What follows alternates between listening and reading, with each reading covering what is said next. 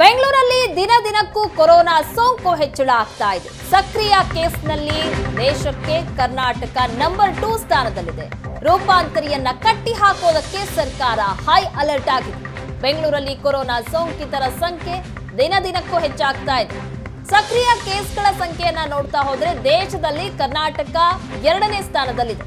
ರೂಪಾಂತರಿಯನ್ನ ಕಟ್ಟಿ ಹಾಕೋದಕ್ಕೆ ಸರ್ಕಾರ ಹೈ ಅಲರ್ಟ್ ಆಗಿದ್ದು ಜನವರಿಯಿಂದಲೇ ಪೀಕ್ಗೆ ಹೋಗುತ್ತೆ ಸೋಂಕು ಅಂತ ಈಗಾಗಲೇ ತಜ್ಞರು ಮಾಹಿತಿ ಕೊಟ್ಟಿದ್ದಾರೆ. ಡಿಸೆಂಬರ್ 27ಕ್ಕೆ ಹಾಗಾದ್ರೆ ನಿರ್ಧಾರ ಆಗುತ್ತಾ ನ್ಯೂ ಇಯರ್ನ ಭವಿಷ್ಯ? ಸಂಪುಟ ಉಪಸಮಿತಿ ತಜ್ಞರಿಂದ ಹೈ ವೋಲ್ಟೇಜ್ ಸಭೆಯನ್ನ ನಡೆಸಲಾಗುತ್ತೆ. ಮಾಲ್ ಪಬ್ ಕ್ಲಬ್ಗಳಿಗೆ ಬರುತ್ತಾ ಹಾಗಾದ್ರೆ ಹೊಸ ಗೈಡ್ಲೈನ್ಸ್?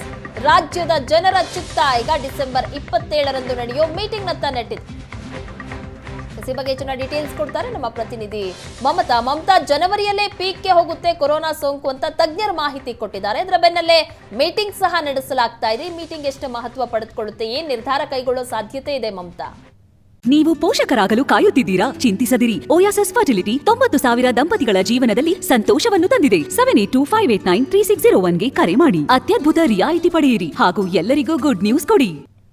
ಪ್ರಗತಿ, ದಿನೇ ದಿನೇ ಕೋವಿಡ್ ಪ್ರಕರಣ ಸಂಖ್ಯೆ ಹೆಚ್ಚಾಗ್ತಾ ಇದೆ. ಈಗಾಗಲೇ ನಾವು ನೋಡ್ತಾ ಇದ್ರೆ ರಾಜ್ಯದಲ್ಲಿ ಸಕ್ರಿಯ ಪ್ರಕರಣಗಳ ಸಂಖ್ಯೆ ಅಂದ್ರೆ ನಿನ್ನೆ 344 ಇತ್ತು. ಅಂದ್ರೆ ದಿನೇ ದಿನೇ ಜಾಸ್ತಿ ಆಗ್ತಾ ಇದೆ. ಪಾಸಿಟಿವಿಟಿ ರೇಟ್ ಕೂಡ ಜಾಸ್ತಿ ಆಗ್ತಾ ಇದೆ. ಅದರ ಡೆತ್ಸ್ ಮಾತ್ರ ನಿನ್ನೆ ಯಾವುದೂ ಇರ್ಲಿಲ್ಲ. ರಾಜ್ಯದಲ್ಲಿ ಈಗಾಗಲೇ 4 ಡೆತ್ ಆಗಿರುವಂತದ್ದು. ಇದರ ಜಿನೋಮಿಕ್ ಸೀಕ್ವೆನ್ಸ್ ಕೂಡ ಇದನ್ನ ಕಳಿಸಲಾಗಿದೆ.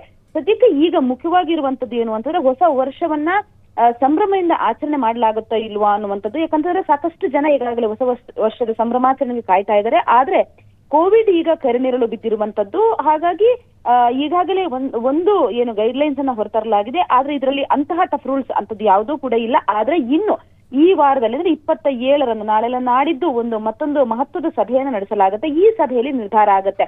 ಈ ಸಭೆಯಲ್ಲಿ ಪೊಲೀಸ್ ಇಲಾಖೆ ಇರ್ಬೋದು, ಆರೋಗ್ಯ ಇಲಾಖೆ ಇರ್ಬೋದು, ಈಗಾಗಲೇ ಸರ್ಕಾರ ರಚಿಸಿರುವಂತಹ ಏನು ಸಮಿತಿ ಏನಿದೆ, ಉಪಸಮಿತಿ, ಅದು ಅದರ ಜೊತೆಗೆ ಟ್ಯಾಕ್, ಈ ಎಲ್ಲಾ ಏನು ಸಮಿತಿಗಳ ಜೊತೆಗೆ ಒಂದು ಮಹತ್ವದ ಸಭೆ ನಡೆಯುತ್ತೆ. ಈ ಸಭೆಯಲ್ಲಿ ಕೋವಿಡ್ ನ ದಿನೇ ದಿನೇ ಏನು ಪಾಸಿಟಿವಿಟಿ ರೇಟ್ ಏನಿದೆ ಅದರ ಜಾಸ್ತಿ, ಅದರ ಜೊತೆಗೆ ಜನರಿಗೆ ಏನು ಗುಂಪುಗೂಡಿದಂತಹ ಸಂದರ್ಭದಲ್ಲಿ ಯಾವ ರೀತಿ ಸಮಸ್ಯೆ ಆಗ್ಬೋದು ಇವೆಲ್ಲವನ್ನೂ ಕೂಡ ತಜ್ಞರು ಒಂದು ಸಭೆಯನ್ನ ನಡೆಸ್ತಾರೆ. ಸಭೆಯ ಬಳಿಕ ಅಂದ್ರೆ ಟ್ಯಾಕ್ ನಿಂದ ಒಂದಷ್ಟು ಮಾಹಿತಿಯನ್ನ ತೆಗೆದುಕೊಂಡು ಅದ್ರ ಜೊತೆಗೆ ಉಪಸಮಿತಿ ಎಲ್ಲರೂ ಕೂಡ ಜೊತೆಗೆ ಕೂತ್ಕೊಂಡು ಚರ್ಚೆ ಮಾಡಿ ಮುಂದಿನ ದಿನಗಳ ಅಂದ್ರೆ ಹೊಸ ವರ್ಷಕ್ಕೆ ಒಂದು ಹೊಸದಾದಂತಹ ಗೈಡ್ಲೈನ್ಸ್ ಅನ್ನ ಹೊರಪಡಿಸೋದಿಕ್ಕೆ ಅಂತ ಹೇಳಿ ತೀರ್ಮಾನ ಮಾಡಲಿದ್ದಾರೆ. ಪ್ರಗತಿ, ಥ್ಯಾಂಕ್ ಯು ಮಮತಾ ನಿಮ್ಮೆಲ್ಲ ಡೀಟೇಲ್ಸ್ಗಾಗಿ.